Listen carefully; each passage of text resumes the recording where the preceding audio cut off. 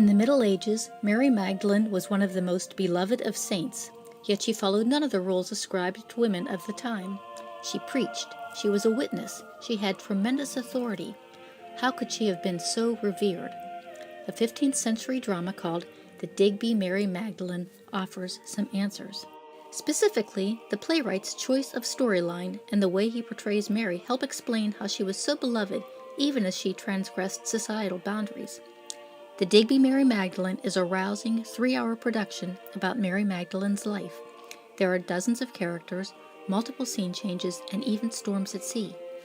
According to scholar Teresa Coletti, The Digby Mary Magdalene is perhaps the most theologically ambitious and theatrically eclectic play in the entire corpus of Middle English drama.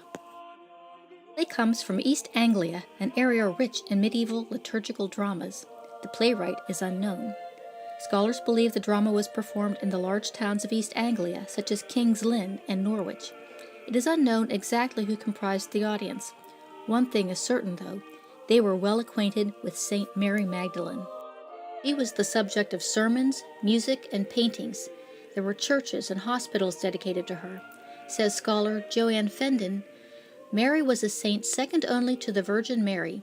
She was everywhere. Indeed, the fact that the Digby play is devoted solely to Mary is telling. Few other dramas of this time focused on just one biblical figure.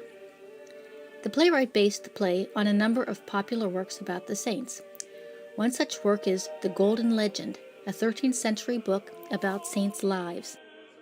The Golden Legend tells how Mary went from a well-to-do daughter to a fallen woman. It tells of her subsequent forgiveness by Jesus, the raising of Lazarus, and her role at the resurrection. It describes her evangelism in Marseille, where she converts the king and queen, and tells of the king's journey to be baptized by Peter. The story concludes with Mary's final days alone in the south of France and her death. The playwright strays a bit from this story. Still, his choice is revealing. There have been so many versions of Mary's story through the centuries that he relied on the one in the Golden Legend suggests that this is the version 15th century audiences embraced. The way the playwright brings Mary to life is revealing as well. Even as a sinner, she is a sympathetic character. Consider her fall from grace. When her father dies, she is grief-stricken. The devil sees a chance to exploit her misery. He sends the 7 deadly sins and a bad angel to tempt her. They succeed, and the devil exalts. Mary doesn't seem to know what hit her. She speaks of her seducers as valentines and her dears. She sounds like a naive victim, not a wanton sinner. So it goes throughout the drama. Mary's innate goodness shines through. The playwright introduces a slew of evil characters who intend to do her harm. Each one instead illuminates her saintly nature. There are wicked kings, the arrogant Tiberius Caesar, brutish Herod, preening, unctuous Pilate. There is a pagan priest who beats his young clerk. There are coarse ship's captains. Worst of all, though, is the devil. Medieval audiences reviled him more than all the wicked kings combined. Mary's fall from grace is short-lived. A good angel urges her to seek repentance from Jesus. Mary crawls into Simon's house, washes Jesus' feet with her tears, and dries them with her hair. Jesus forgives her. The audience must have been happy, but when the devil explodes, enraged at his loss, no doubt they were jubilant. Mary had vanquished the devil. By the time Mary arrives in France, she has witnessed the resurrection. Jesus himself has sent her to Marseille to preach, yet she remains humble.